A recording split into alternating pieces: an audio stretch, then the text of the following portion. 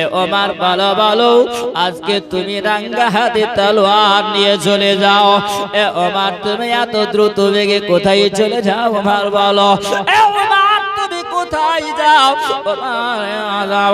ওমর বলতে আছেন বলে আমি জন্য চলে যাই ওই আব্দুল্লাহর বেটা মুহাম্মদ নাকি একটা নতুন ধর্ম চালু করছে। এই নতুন ধর্ম চালু করার কারণে আজকে মক্কা নগরে বিভ্রান্তি আরম্ভ হয়ে যায়। কারণ আমরা সূর্যের পূজা করি,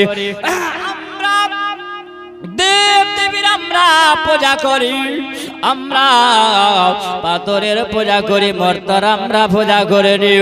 আজকে যখন তারা কালমা পড়বে আর মানুষ মুসলমান হবে আমাদের ধর্মতে লাথি মেরে দেবে। এই জন্য আব্দুল্লাহর বেটা মুহাম্মদকে রাখবো না, তাকে নাঙ্গা তলোয়ার দিয়ে কতল করে দেওয়া।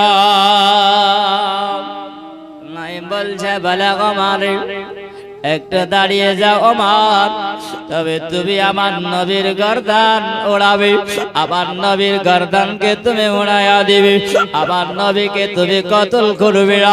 যিনি বলেন দুজাগানের বাদশা রাহমাতাল লিল আলামিন আল্লাহ তাআলা আমার নবীকে পৃথিবীতে রাহমাতাল লিল আলামিন করে আল্লাহ পাঠিয়েছেন।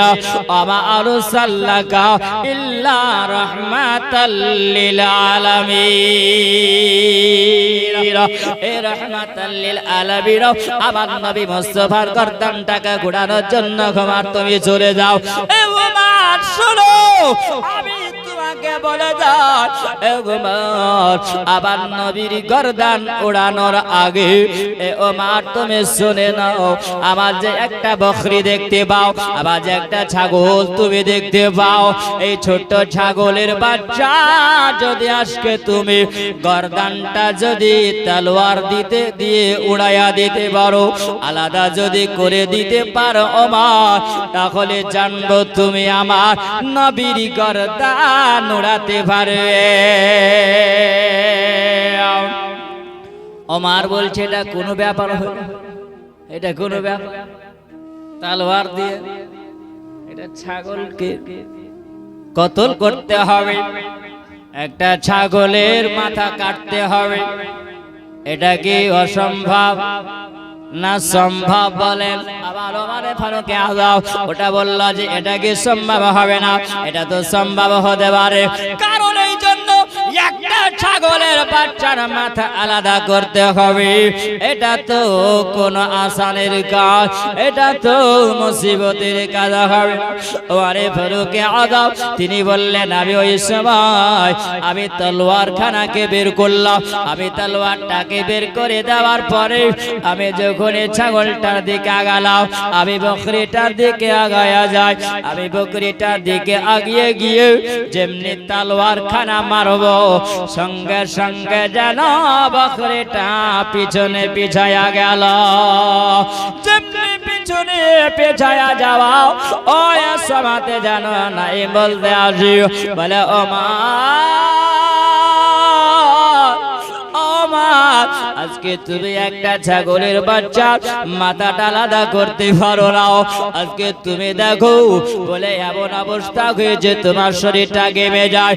এ ওমর আজকে তুমি ছাগলের বাচ্চা যদি মাথাটা আলাদা করতে না পারো, বলো বলো একটা জানুয়ারে আজকে যদি তুমি আলাদা যদি করতে না পারো, মাথা যদি আলাদা না করতে পারো, তাহলে বলো বলো আমার নবীর মাথা কেমন করে আলাদা করে, আমার নবী মুস্তাফার গর্দান তুমি কেমন করে কাটবে?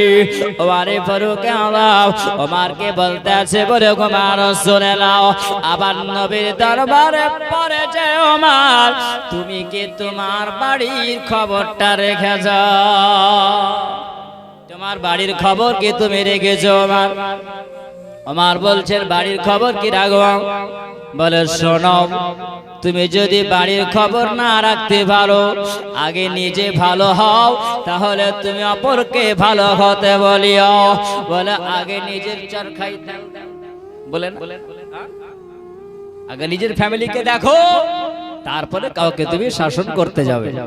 ভগবান, তোমার ভাই বহিন কলমা পড়ে, নবীর মধুমাখা কলমা পড়ে মুসলমান হয়েছে, ভগবান, তাহলে আগে ওদেরকে সাইজ করতে হবে, তারপরে কাউকে সাইজ করতে হবে। আমার মাথা গরম। তাই